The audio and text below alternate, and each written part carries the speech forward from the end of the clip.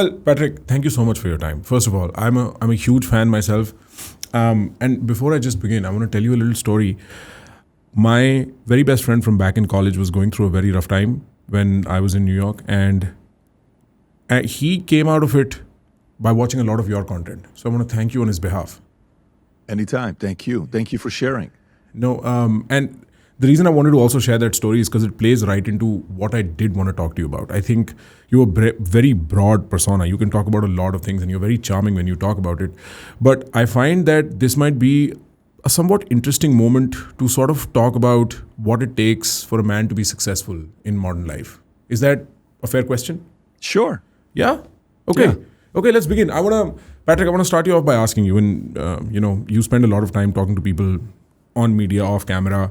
What do you think? How would you define speculatively the predicament of the modern man? Why is it that so many men feel unseen or lonely, and so on and so forth? Okay. So if we're talking about, I'm assuming you're talking about somebody that's younger. You're not talking Sure. about somebody that's older. Okay. So let's Yes. talk about those that are unseen. When I was in high school, I don't know if I was the most popular kid in school. I wasn't the best looking. I wasn't the best in shape. I really didn't have anything major to offer. So at 13, 14 years old, I started lifting weights. By the time I was 16, I was benching 2 plates. And, kids in school would say, man, that's Bed David. He benches 2 plates. And then I started doing a couple plates 10 times, 15 times. Oh my God, he can bench 3 plates 3 times. And I was curling 80-pound dumbbells. And it was like a cool thing to everybody. But that became the first element of confidence I got where I'm like, wow, it takes discipline to do 25 pull-ups in a row. It takes discipline to do this. And the simplest thing a guy told me was a guy named RB. We're at a YMCA in Glendale, California. And I go in there, I'm wearing 3 sweaters because I used to be 6'1" and 135 pounds. Super skinny, 6'1", 135. And he says, look, I know you're embarrassed to be in the gym because you can't lift anything. He says, don't worry about what any other kid tells you. Every week, just increase your weight by 2.5 pounds. So I would go in there, I would bench the bar, barely. Bar is 45 pounds. Then next week, I would have 2.5 pounds. Everybody would laugh at me and says, I've never seen anybody bench a bar with 2.5 pounds on each side. But next week was 5 pounds, then 7.5 pounds, then 10 pounds, then 12.5 pounds, then 15 pounds. Then I'm doing a plate on each side 10 times. Then I'm doing a plate on a 2.5. Then I'm doing a plate on 5 pounds. And then I realized confidence comes from progress. And gradual progress eventually gets you to realize how self-disciplined you are. And if you got self-respect, everybody else will respect you if you got self-respect. It all starts there. So how can I gain self-respect? Instead of chasing girls want to see a guy that respects themselves. Girls want to see a guy that says no. Wait, he said no? I said no. Really? Yeah. To this? Yes. Who the hell are you? Who the hell are you? Whoa, that's kind of confusing. So it is attractive. I'll never forget, I'm in a car on Victory and Noble. I'm dating only one person's going to know this story, and it's the girl in the car. I'm in my expedition, drop dead gorgeous girl. She was the hottest girl of her class in her school, in a city. Russian girl, everybody wanted to be with her. And she's working with me, but I've never approached her because I'm talking to another girl at the time that I knew. And then she looks at me, she says, why don't you ever flirt with me? Why don't you why don't you look at me like everybody else looks at me? I said, what do you want me to do? I've seen many pretty girls. What do you want me to do? It drove her insane. She jumps over and kisses me. Okay. And then we date for a couple years. And it was a fiery relationship that we had. But I was 21. I was like, oh, okay, great. But, I had seen that there's a lot. We give so much attention to beautiful women. There's so many of them. It's not one or two. And sometimes they're trying to find out, why isn't that guy interested? Now, don't get me wrong. I'm not talking about stay mute and don't talk to anybody. But I had self-respect. At that time, I had a very nice physique. I worked out religiously 5 days a week. I had become a major obsessive business reader. I was in the Army. I did 2.5 years in the Army, got me to be tough. I saw some stuff before I was 21 years old. So I developed self-confidence. I didn't have any money. I was the brokest I've ever been in my life. I was $49,000 in debt. Nothing financially was going right for me, but I had self-confidence. So what can anybody to have self-confidence? 3 basic things. Work out, read books, put yourself in positions to be tougher. Whether it's military, fight, jujitsu, whatever it is, what can you do for you to be tougher? And then all of a sudden, self-respect goes higher. And somehow, some way, companies want to hire people that have self-respect. Sales companies, people that are selling products, they want to hire somebody that has the confidence to confront another person and have a tough conversation with them. These are basic things that starts coming. So once that took place, and then all of a sudden I'm like, interesting. Wow.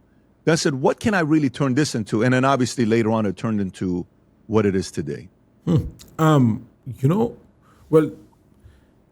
it's so interesting, and I sometimes wonder about it myself. I don't know if it's right to say or not, but I often wonder if the antidote to sort of this feeling of being unseen or feeling alone or feeling like I'm not worth it is actually confidence. And I wonder if that's like, if you just worked on building confidence, there might be a way forward psychologically where you don't have those feelings, because those feelings can be pretty loopy. You can get stuck. You cannot leave.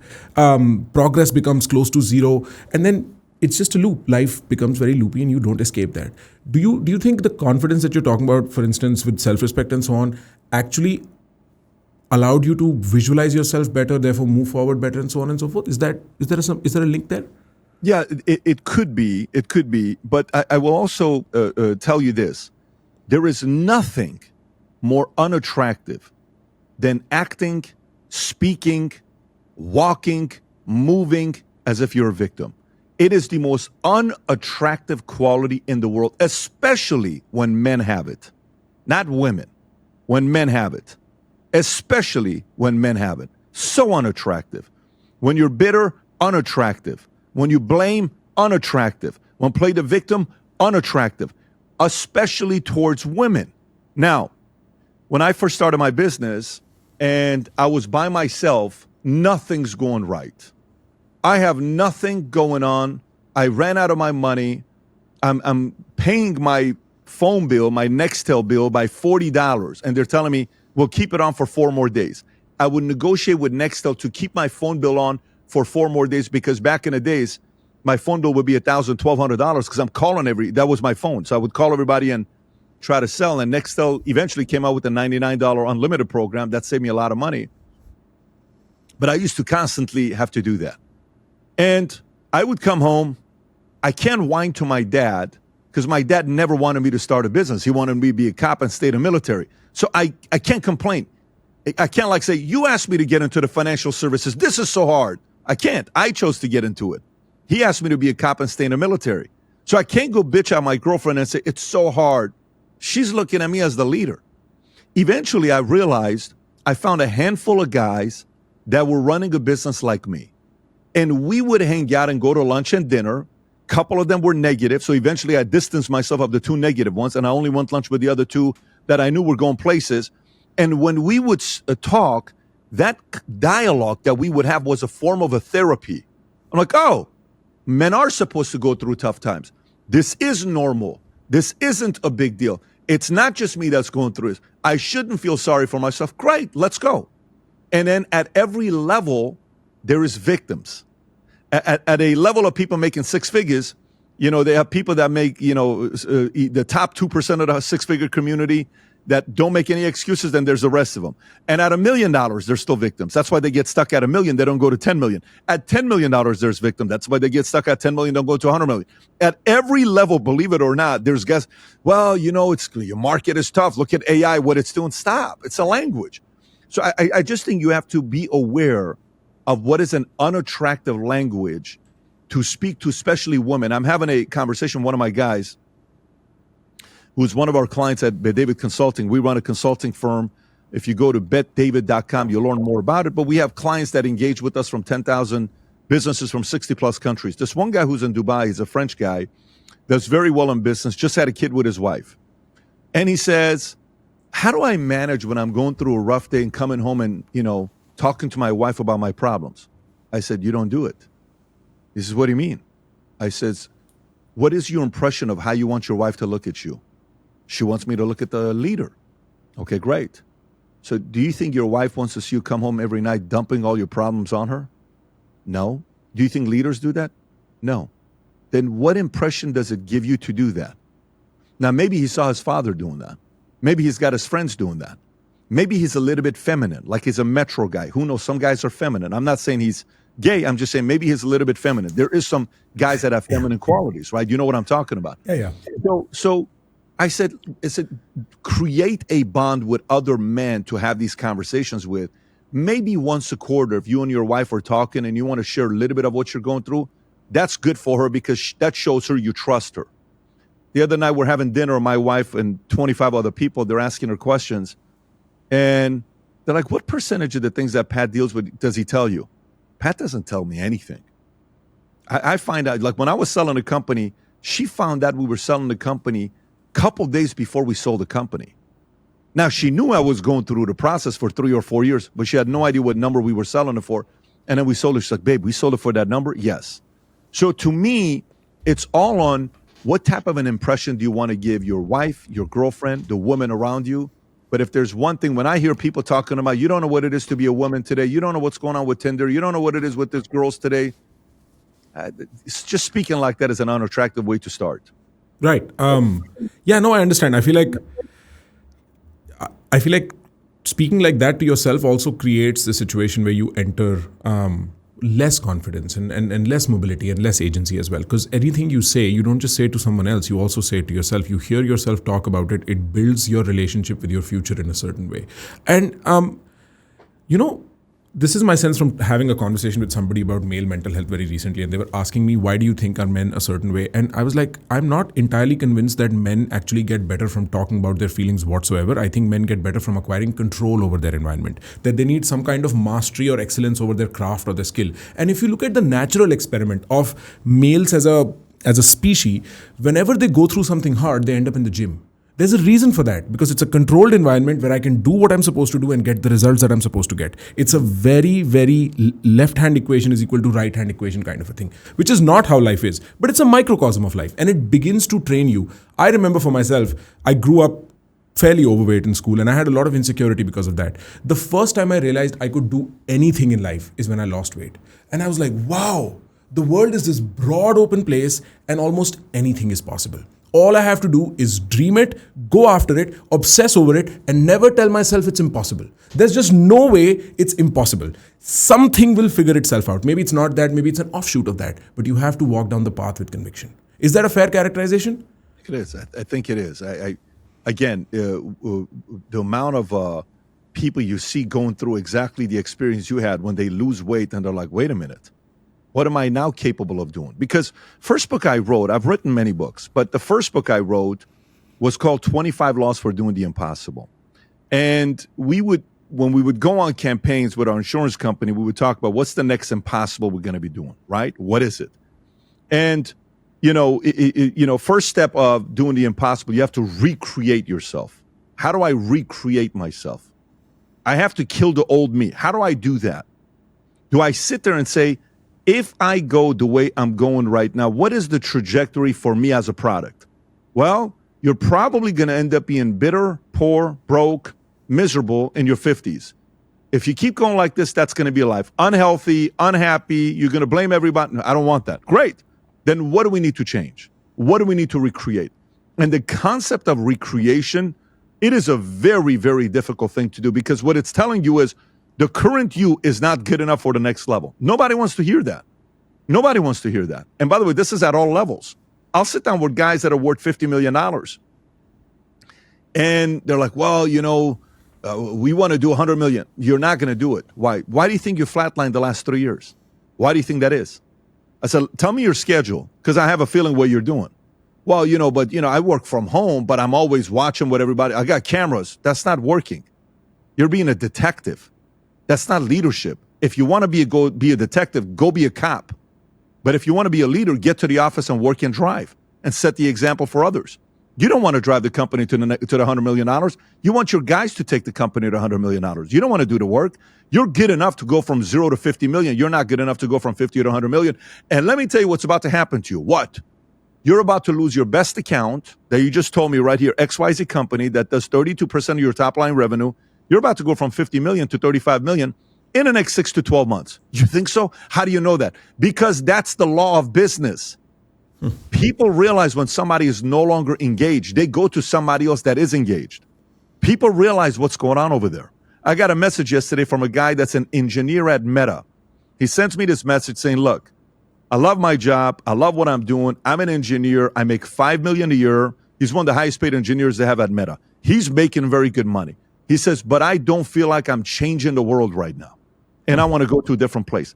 Can we have the conversation? He's asking me and another friend of mine that he wants to know if either one of us would be interested in him. So I'm going to introduce him to the other guy, and I'm going to have a conversation with him. This guy's making $5 million a year, and he's bored out of his mind. Why? Because he's in an environment where the company is like, where are we going to next? What impossibility are we going to break through next?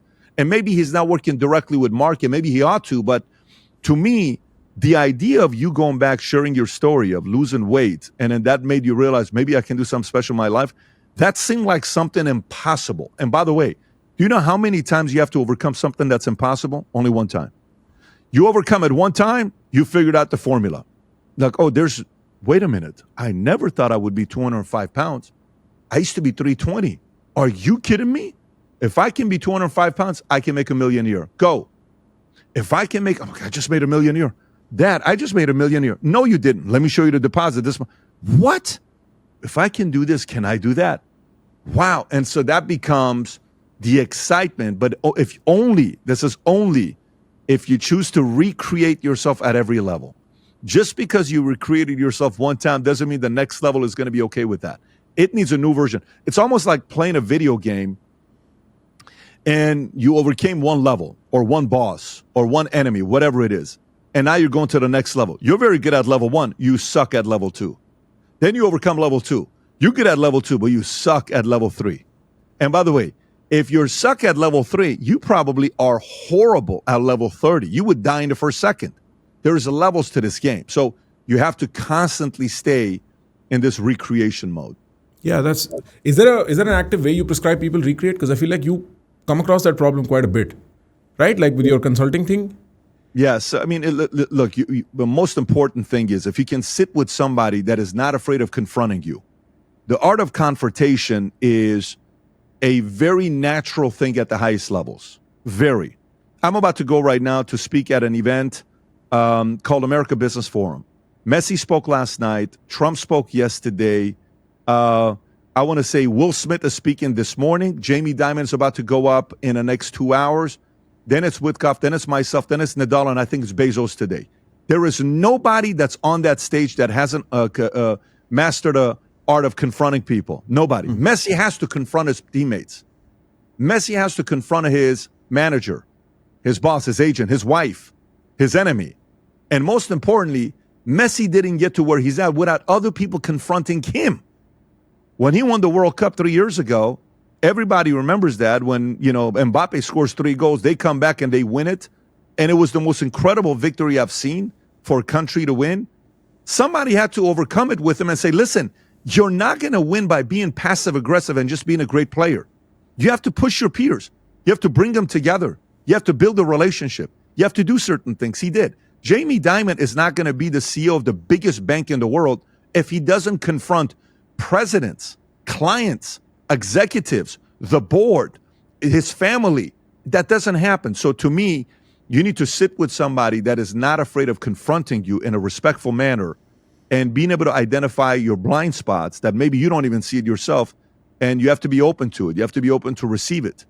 If you have a good circle, especially type of a circle that's not afraid of confronting people, you're going to be in a good place. But the challenge is having people around you that are also going to be pushing you, challenging you, questioning you. And then if you know clearly of what your goals are, what you want to do in life, that's an edge over your competitors. Sometimes the simplest thing is, when I wrote the book, Your Next 5 Moves, my first question I would ask a lot of people is the following. Who do you want to be? What kind of a life do you want to live? And I would pause. What do you mean? Very simple question. Who do you want to be and what kind of a life do you want to live? Pat, I don't understand the question. Who do you want to be? Do you want to be the CEO that takes all the pressure? Do you want to be the number one guy in the company? Do you want to be the founder that the risk is on your money? Ooh, I don't know about that. Or do you want to be somebody that goes, supports a founder and takes the company to the next level? You become an executive or an engineer or a salesperson. I can do that. Great. Do you want to be somebody that has all the attention with the camera on you and the comments are saying he's a loser, he's an idiot, he's a moron, he's a this? Can you handle all that commentary 24/7? No. Yes, I love that. Great. But who do you want? Do you want to be the inventor? Do you want to be the behind the scenes guy? Do you want to be in front of the camera or behind the camera? What do you want to be? Man, I never thought about this kind of stuff. What's the most important question to ask? Who do you want to be in life? And then what kind of a life do you want to live? What do you mean? Do you want a big life? Do you want to travel private? Do you want to travel first class? Do you even want to travel? Do you want to be somebody that's going around meeting other people? Do you want to live in a gated community? Do you want to live in a condo? Do you want to live in a community on the water, on the hills? Where do you want to live? What kind of a life do you want? Do you want to be somebody that goes to church and is contributing? Do you want to be somebody that the family looks at you as like, that's the guy that's running it, that's the girl that's the leader of the family? Do you want to be the one that unifies everybody? What kind of a life do you want to live? Do you want to be the one that gives back? I haven't thought about this stuff. Unless you can't answer those two questions, the world is not going to give you the people that you need to help you get there. I think the way things work is the following. Once you get clear of what you want, somehow, some way, miracles happen and the right people show up. It's so true. I'm convinced the man upstairs is watching you and is watching you to see how serious you are about your dreams and goals. Whether you call it gods of success, for me, it's the man upstairs. And then he'll generally see how you handle certain situations when you're by yourself. And he'll say, interesting, very impressed. Let me sprinkle some miracles. Boom. Then you meet a new guy that comes and joins your life. And you're like, wow, where has this guy been? And then you shine. And you get to the next level. And you become arrogant and cocky. Then you fall. And he takes it away from you. It's like, oh, he's not ready. Nope, not going to give it to you. And then you're like, let me earn it again. All right, okay, let's see what you got. 2 years later. All right, let's test you. Boom, boom. Now you don't get arrogant. Okay, boom, boom. Oh, cool. Boom, boom.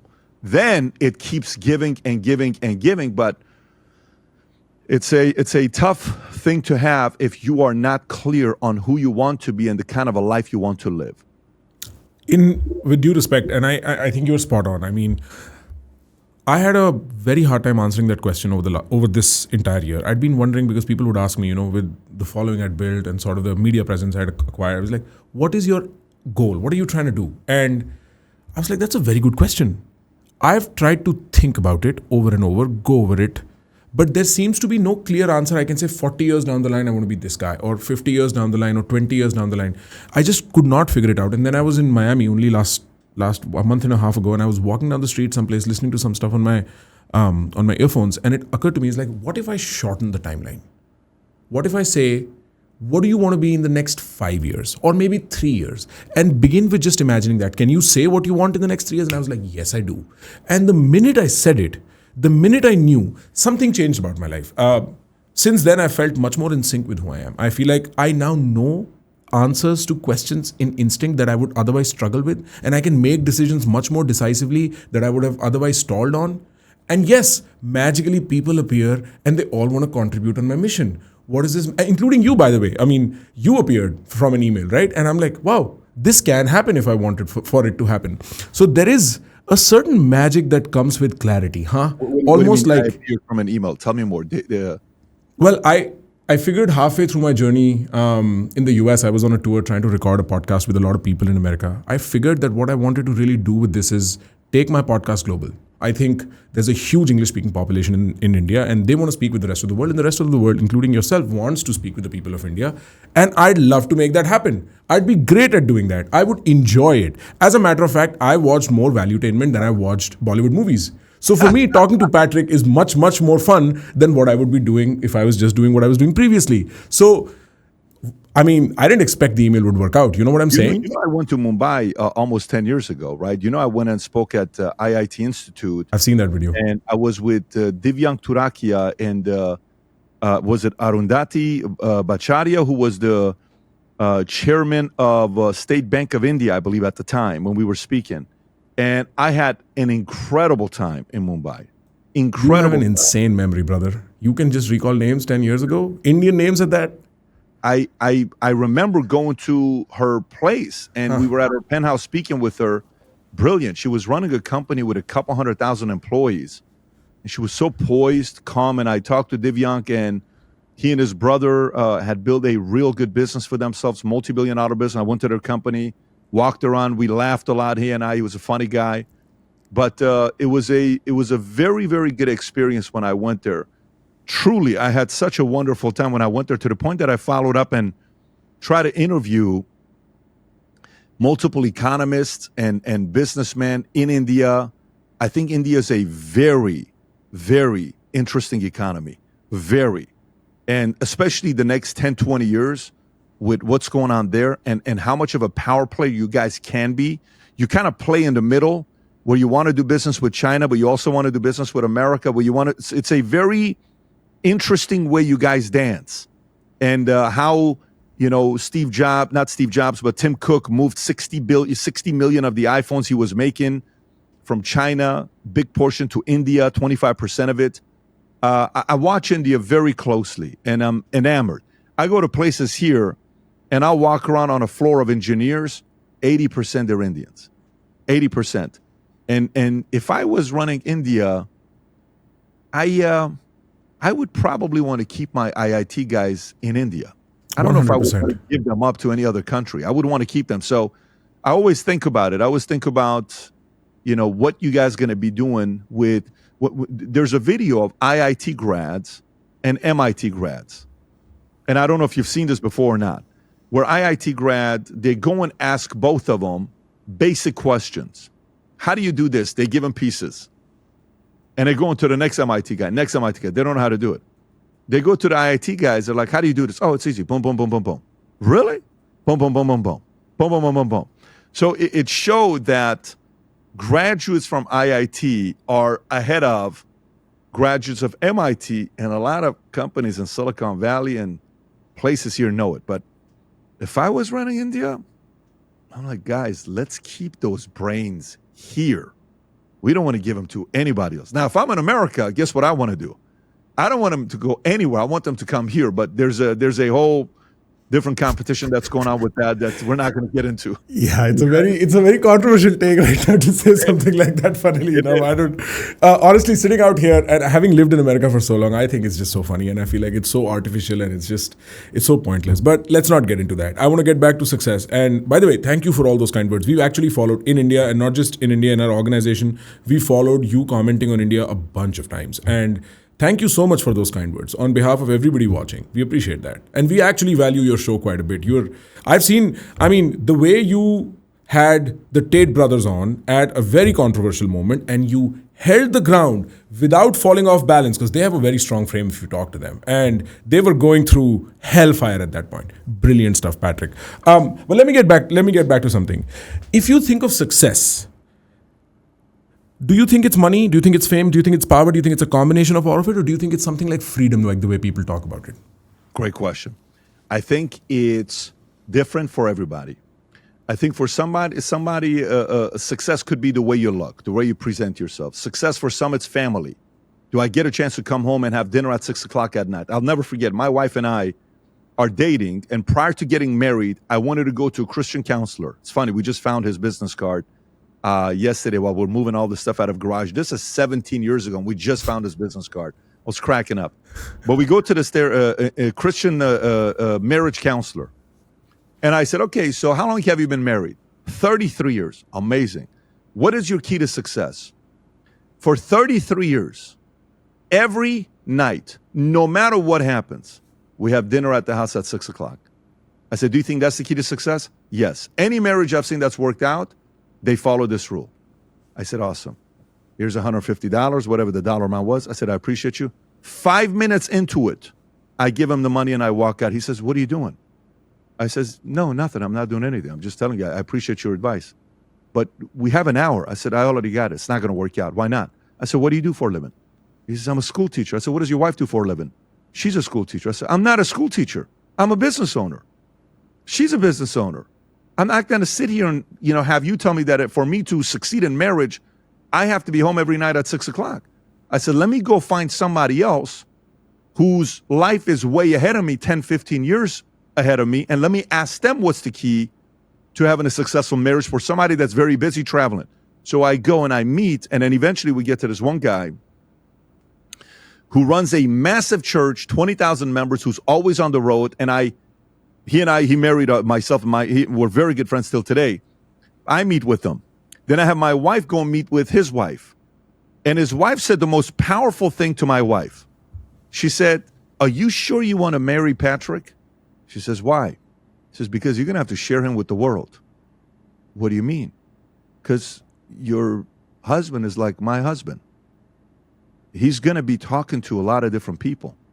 You're going to get late night calls. You have to get used to being at dinner with him, and he has an important call he's got to pick up and walk away, and maybe he's gone for 20 minutes, and you're at the table by yourself. Are you okay?" It's not for everybody. She's saying this to my wife.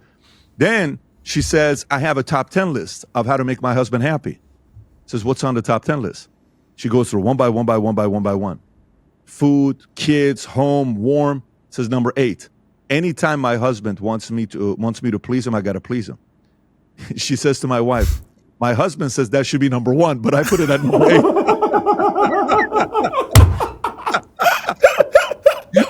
Men.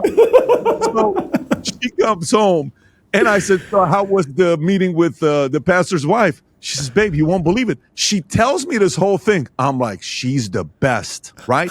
Why? Because I want to know what is the key to success for the life I want to live. Now, if somebody is a school teacher and they take advice from me, maybe that's not going to be good for them. And they're going to be like, "Who are you?" No, that's not success to us. I get it. So it goes backwards. What life do you want to live? And then what is aligned behavior to having that life? Me, I'm building a business, building a life where one day my kids want to be in business with me. That's what I'm doing. My favorite people in the world is my blood. My favorite people. These 4 kids. I love them. My wife's office is right next to mine. My kids are here. Anytime there's nothing going on with sports or school, they're at the office. They work here. My son sold $95,000 of merch at the Vault Conference, and everybody knew who he was. He was working from 8 o'clock in the morning till 10 o'clock at night, selling all day, and he loved it. Loved it. My oldest son loves politics, so every time I go to a debate or event that's political, he wants to go with me. He's enamored by it. So I want to build a business, and a promise I made to my dad when I was 25 years old, I said, "The world's going to know your last name." I want to keep that promise to my dad. So I want to build a business where one day these kids are coming in, and maybe one's a lawyer, maybe one's running charity, maybe one's running the real estate business, maybe one's running the sports team that we have, maybe one's running a movies, maybe one's run the consulting firm, maybe one's starting a company, and he takes the incubator, and that's what they want to build, or one wants to be on camera, one doesn't want to be on camera. Ideally, I would like to build a family legacy that goes beyond generations and generations. And to do that, the guy at the top has to set it up all properly, and that pressure lies on me. So that is success to me, but that doesn't mean that's success for everybody. I feel like it's so underestimated.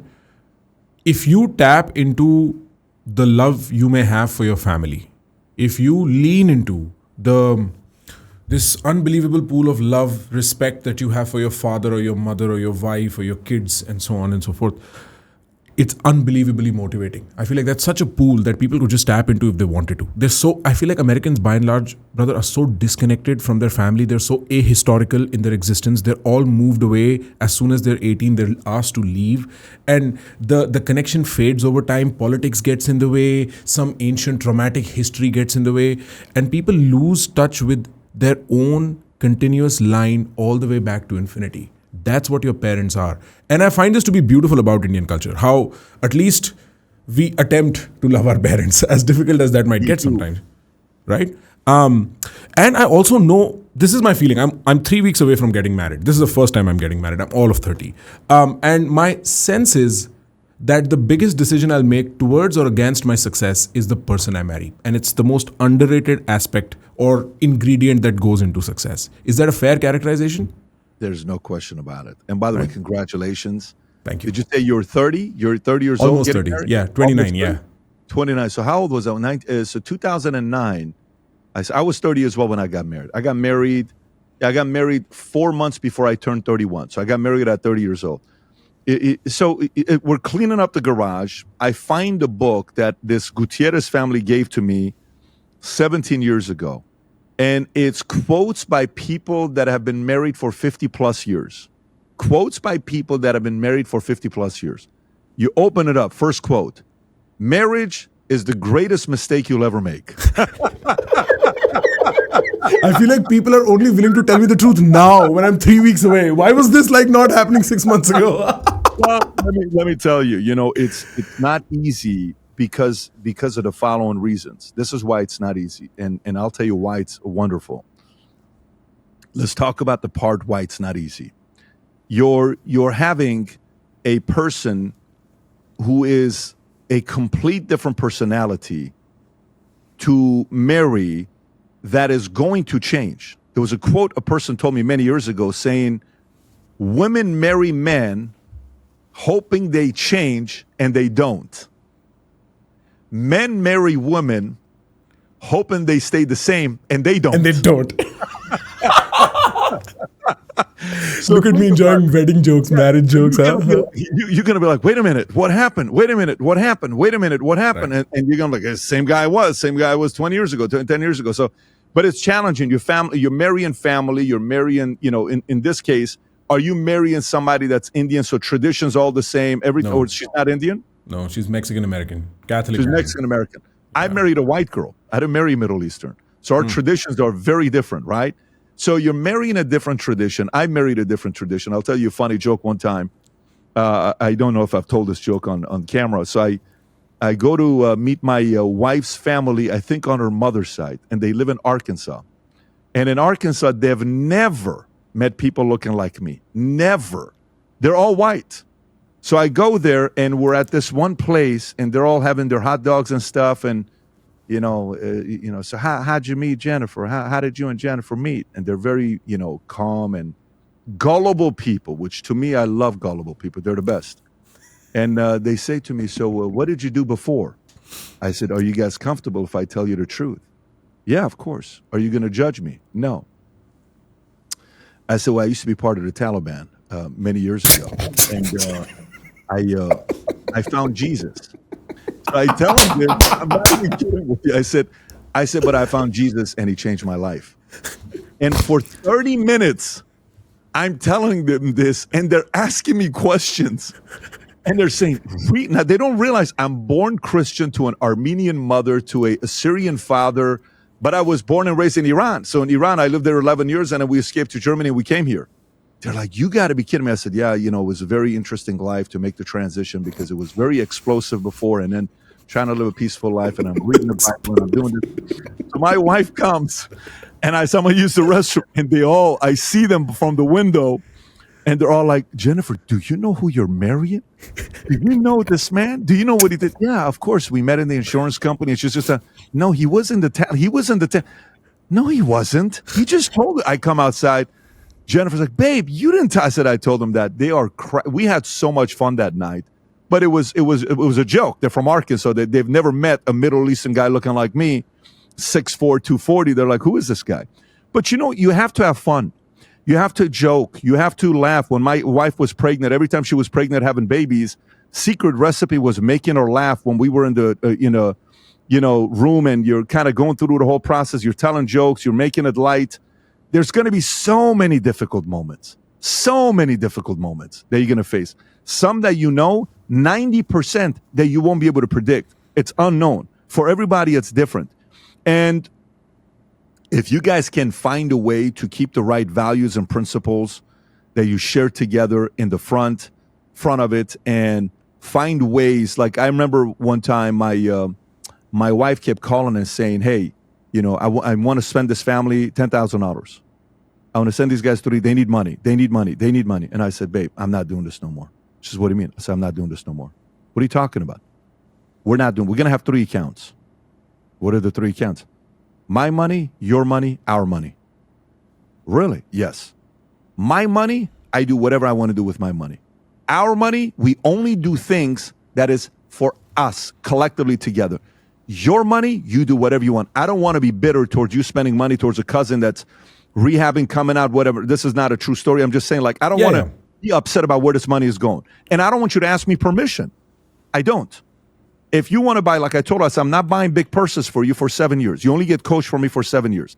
7 years later, if you give me 3 kids, you get your first Chanel. My wife may not like these things I'm telling you, but that was my structure with it. So what happened? We created 3 accounts. And all of a sudden, there was a family member that needed money. She said, babe, what do you think I should do? I said, what do you think you should do? What do you mean? Well, you have your money. Oh, okay. If you ask me for just advice, babe, I'll tell you, but you don't need my permission. It's like, oh, this is why we did it. It eliminated the money argument like this. We haven't had it for 10 years. It's interesting. Not a single argument over money for 10 years. Then, hey, the kids need this, our money. Then when she buys me gifts with her money because I want to know that she's buying me gifts with her money, not our money. Then when I buy her gifts with my money because I'm taking money out of my side to give to you. And it was a very, to most people when I shared, it's like, oh, that would never work with us. And let me tell you, I totally get it. It's worked for us. All I'm trying to do in marriage is trying to eliminate the 20 arguments we're going to have in the future that we know about, that we can predict, not the 90 that we're not going to know about. What are the 20 arguments that we're going to have? What can we do to eliminate those 20 arguments now? That's what I'm interested in. So we started one by one. Okay, what if we do this? We're going to do this. What if we do that? We're going to do this. What if we do this? We're going to do that. And the more you played preparation and sequencing in advance and anticipation of what could happen, we eliminated some of those arguments. Now, all the other stuff, you got to address it when it comes, and you'll handle it when they do come. But everything else that we could control, we try to put systems together in place to anticipate those challenges taking place. I'm actually making mental notes because it's very interesting. I feel like I'm entering a new part of my life and there's a whole new different set of problems that I'm going to encounter. And, like even realizing that, yeah, money is a problem is such a novel thing. I never saw that happen at home, for God was kind. But yes, thank you so much for mentioning that. But what I find very interesting about that Taliban pitch is that it begins so far out that after you've broken that sort of tension, almost anything else is permissible. They're just so relaxed beyond that. You push the limits so hard now, so much more is playful, so much more is lighter, and so on and so forth. And like I mentioned earlier as well, when you talk, you're a great storyteller. I feel like this is something I'm sure you've worked on, but a lot of people are just born with something like that too. They know how to hold attention. They can look in your eyes, stare into your soul, bring something out of you, make you wonder about yourself when they're talking. And you're like, wow, I never realized I started thinking about myself. And I feel like that goes into leadership, that goes into sales, that goes into holding stakeholders together, that goes into holding mentors and mentees and teams and all of that. I feel like that's such a bedrock to success, at least in my life. The fact that I can tell good stories and I can hold attention allows me to move mountains when I want them to be moved. I know you'd agree with that, but I wonder if there's something else you found as a predictable, reliable trait for success that either people already have or can build towards. Yeah, and by the way, you're a very good interviewer and you're a very charismatic, charming, and a great storyteller as well yourself. It's very obvious that you didn't just get lucky getting where you're at. You're very capable. But in regards to outside of storytelling, what it would be, I would tell you this. So once a year, we host an event called the Sales Leadership Summit, which is not about teaching you how to sell, but teaching you how to drive salespeople. There's plenty of great events to go to that are learning how to sell, but how to drive salespeople. This is one of the things we talked about that I don't think most people do, and it's a mindset. I've been in the financial industry since the day before 9/11. So 01, say 24 years I've been in the financial industry, okay? And one of the things you do in the financial industry when you become a financial advisor is you do needs analysis. What's a needs analysis? What is your risk tolerance? With this investment you have here of $500,000, what's your time horizon on this investment? I'd like to use 200,000 of it to send my kid to college. Okay, how about the other 300? So how old's your kid? 11 years old. So is it fair to say the time horizon for that is 7 years? Yes. So let's put that 200,000 here. Why do you have it in a CD that's giving you a 6-month return and you're only making 0.5% or 1%? Okay, what about the other $300,000 that's in this account? We just have it there for expenses. Okay, is it for emergency? Yes. Would you like to get a better rate of return on this? I would. Okay, let's put that over here and let's see what we can do with this.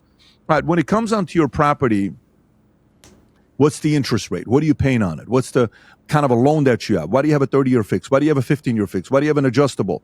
Okay, great. That's good to know. Your 401k, I'm constantly doing needs analysis. How much money do you make? Does she work? Do you work? She doesn't work. God forbid if something were to happen to you, make $400,000 a year, you only have $300,000 of life insurance. What would you like to happen to her when you pass away? God, unfortunately, when that happens one day. Well, I would like her to have insurance. How much money would you like her to have? She has to pay off this $2.5 million loan. You got $200,000 of debt here. You got 3 kids that need to go to college. I think I probably need $5 million. Okay, great. Mary, how do you feel about it? So it's a needs analysis, right? So, and then eventually you make the recommendation. Consulting firm, same thing. You're right now doing a needs analysis, right? A good interviewer does a needs analysis. Rogan does a needs analysis. Whether he knows it or not, whether I know it or not, that's what we're doing. We're asking the question to learn more, and you're pulling information out, and the audience says, wow, no one's ever asked that before. I've never heard him tell that story before. Great job interviewing. What a great interview. Like, you got me to say 2 things today I've never said before. That's the reflection of being a good interviewer. That's a needs analysis. You're extracting information out. So if you treat the world that way, when you meet successful people, you'll talk less, you'll ask more, because you're trying to extract information from them that can help you out. On my drive to have dinner with the mayor of Miami a couple nights ago, I had a call with a current senior partner at McKinsey. And McKinsey is a very big consulting firm. They have 700 senior partners. The best ones make between 4 to 10 million a year. They're making real money, okay? And I'm asking them questions on what they're doing. I'm asking them questions on what their structure is, on how they hire people, what they look for. What do they do in the interview? He said something very interesting. He says, we are very high. I'll give you the exact word he used. I'm a math guy myself. My kids, we do math all the time. But this is how he put it when they're doing interviews. He said, in the interview process, they want you to be able to do math on your feet. I said, math on your feet? What do you mean? He says, well, if you're a consultant here, you're going to be sitting down with other companies. You have to be able to do math on your feet. So we'll ask them questions. You got $1 billion top line revenue. CAGR is this. EBITDA is this. Margins are this. This is how much employee we're trying to save this because we're trying to sell the company to increase EBITDA. And blah, blah, blah. How would you do it? And then you're watching to see if they can be analytical and critical thinking and have math on their feet. I said, what else do you guys hire for?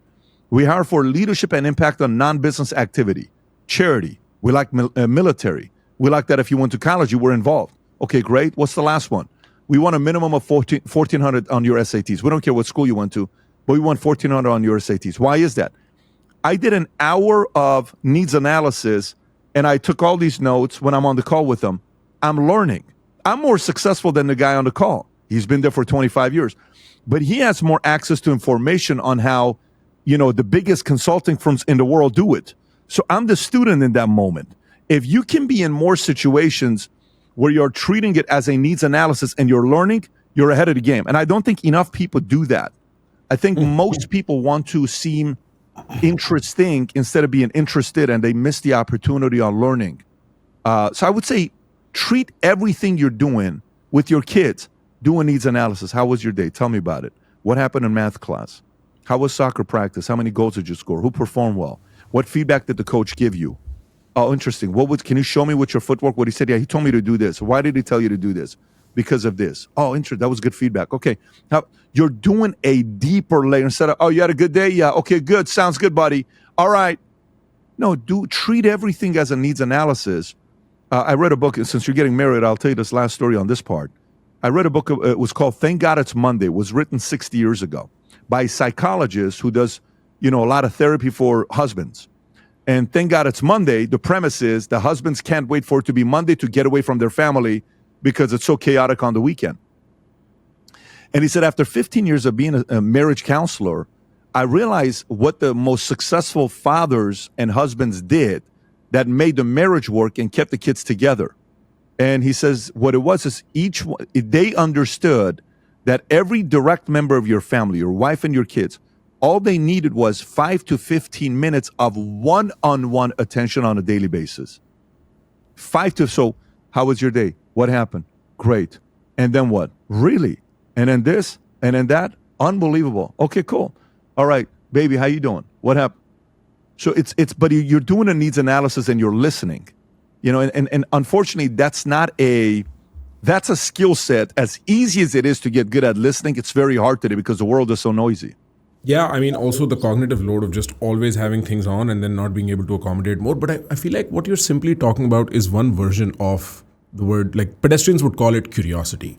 And, I've had the distinct opportunity of legitimately speaking to, up until now, India's most successful people, and now slowly the world's most successful people. And what I found, with no prejudice to anybody I've spoken to before, is that they may not have to be the smartest cookie in the room. Really. Like, all they need is a huge dream, and they need to be obsessed about it and persistent despite failure and smart enough to correct wherever they're wrong. And if they get these 3 or 4 things right, like whenever a younger nephew or somebody asks me about what it looks like to be successful or how must one go about it, I tell them that's all it takes. Have a huge dream. Be unrealistic. Don't worry about it. We'll break it down. We'll make it simpler. From then on, be obsessed with the problem. And I think obsession truly helps. Like when you're swimming deep in the water in the pool of your own passion and you just want to figure it out despite its difficulty, because God knows anything you take on is very difficult. There's a reason one takes on what they takes on, because it's the optimum level of difficulty designed by God in that moment for them. And what really happens is, when it gets difficult, only the passionate survive. Only the people who are truly swimming in the water survive. If you are afraid, if you flinch for a second, you might get swept away. Then persistence is, I think, a key trait, because whenever failure slaps, you get discouraged and you cannot sit down. You got to keep running, you got to keep walking. And then you need the smarts to correct yourself. Otherwise, you're just walking into a dead end, you're running into a road. That's generally what I tell. Would you take, add, subtract, multiply something here? I like that. I like the feedback you're giving and the nephew mindset of have a massive dream and, be unrealistic. We'll simplify it. We'll come up with the steps to it. Yeah, I would definitely agree with those things. And if there's anything I would add to it, is just make sure you're having the right people in your ear. The wrong people in your ear, you can lose 5 to 10 years of your life. You literally could lose 5 to 10 years of your life. I had a guy that sent his kid to this university, and he was a big capitalist, but he sent his kids to this university. His daughter spent $200,000. Every year his daughter went there, she hated daddy a little bit more because he was a capitalist and he was greedy. And then by the time she was done going to that school, she moved to California, didn't even want to be around daddy anymore. And she was daddy's little girl.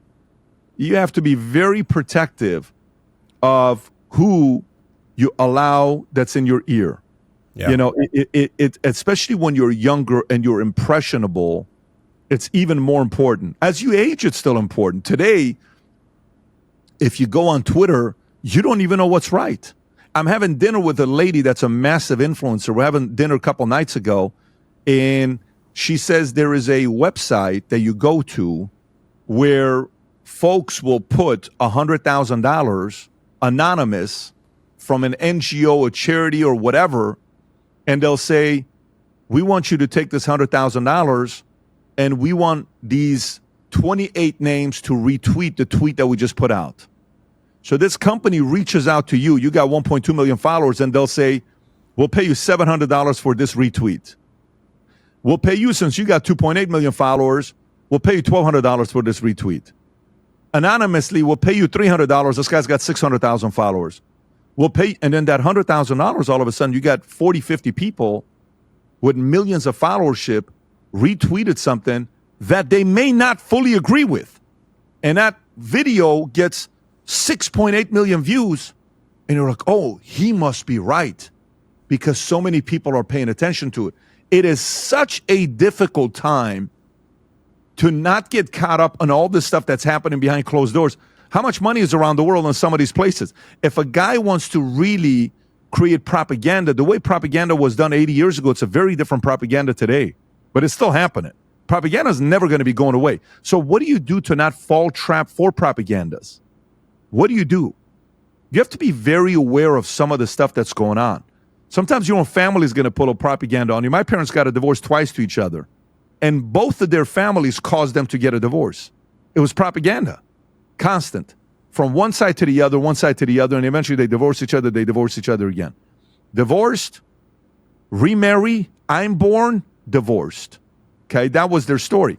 But I saw both sides just kind of like creating propaganda. So who's in your ear and which propaganda? Anything you see that sounds a little bit like, whoa, even if it's something you agree with, even if something that's on your side, you have to test it a little bit because it's a very weird time we're living today. Whether it's AI, whether it's money being paid behind closed doors to make some messages being hired, and the other one, you just have to be aware. Because if you're not, the wrong people in your ear, the mob will get a hold of you. And if the mob gets a hold of you with a bad idea, they can own you for a couple decades. Look at feminism.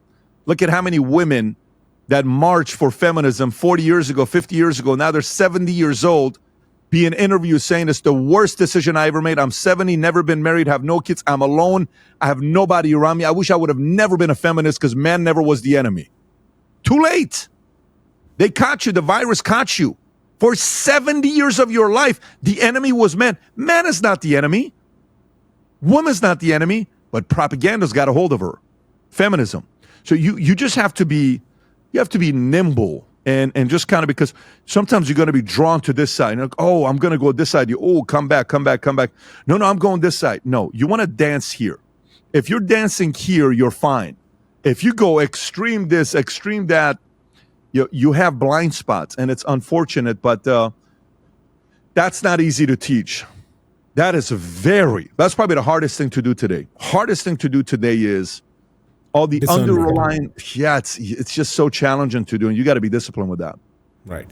Patrick, I hope you're enjoying this because I'll take like 7 to 10 more minutes of your time. I have one last question I'll get to, but I want to make a comment on that. I think it's absolutely right. Working behind media, I understand now the magic of how lies are manufactured. And I tell my family constantly, anytime you see anything on media, question why it was told to you, because 100 things were not.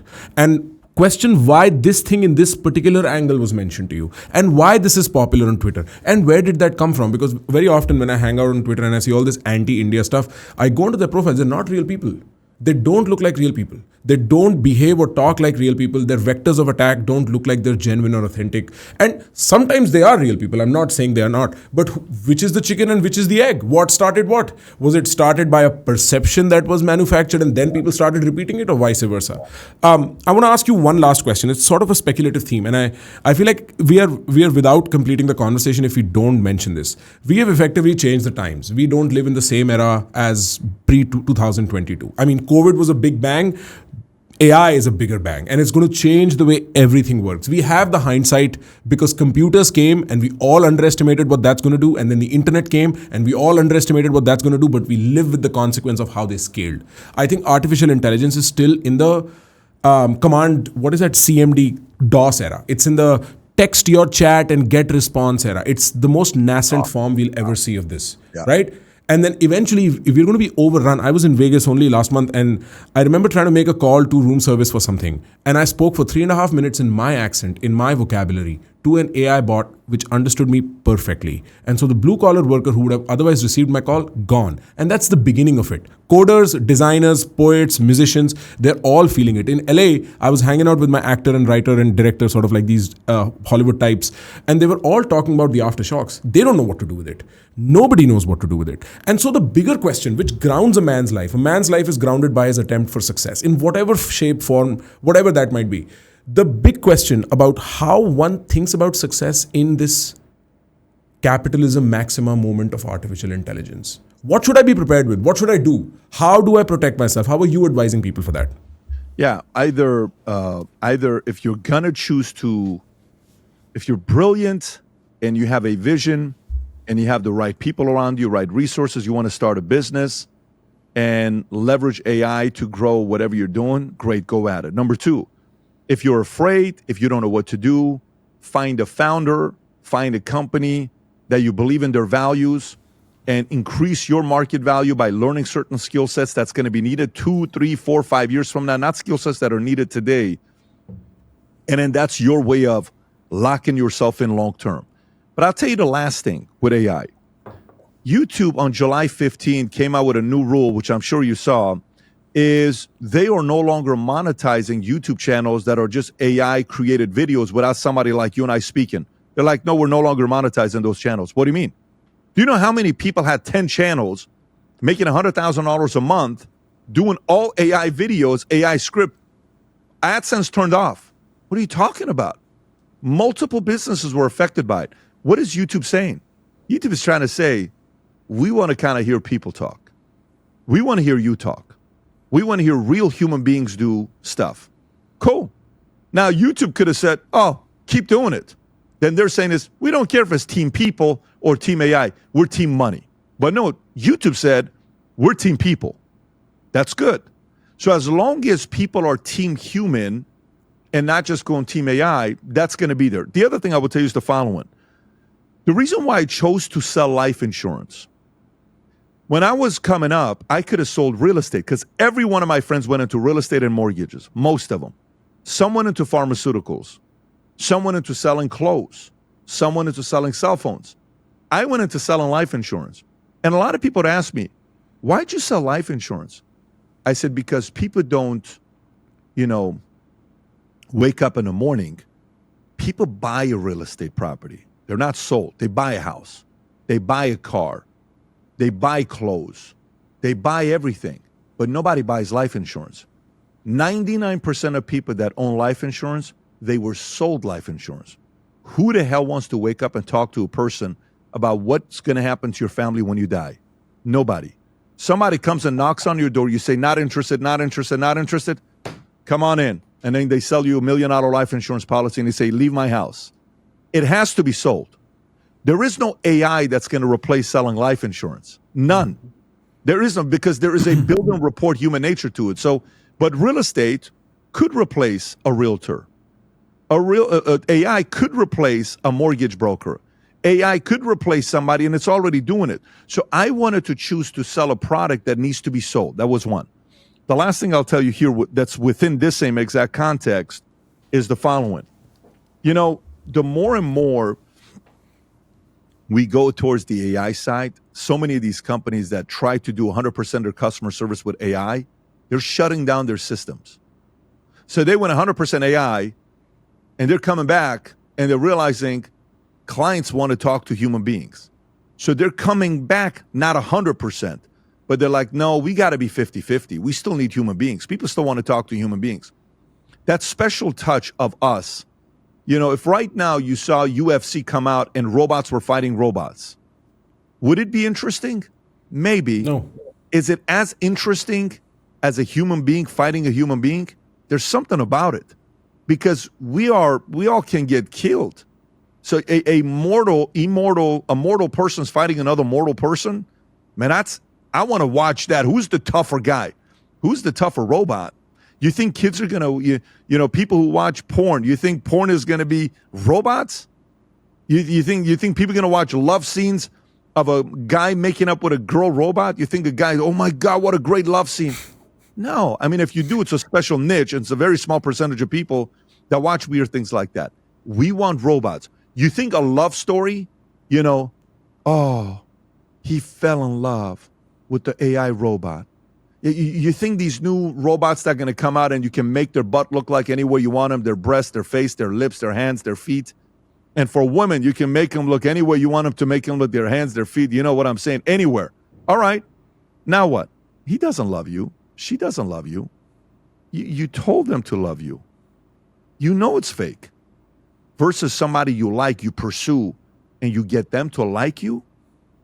And now there is something there. That's hard. There was an effort put there. I think I do believe we're going to get to a point that robots are going to be ruling the world, and the person that has the most robots and can call the shots, people are going to be in a very different kind of a place.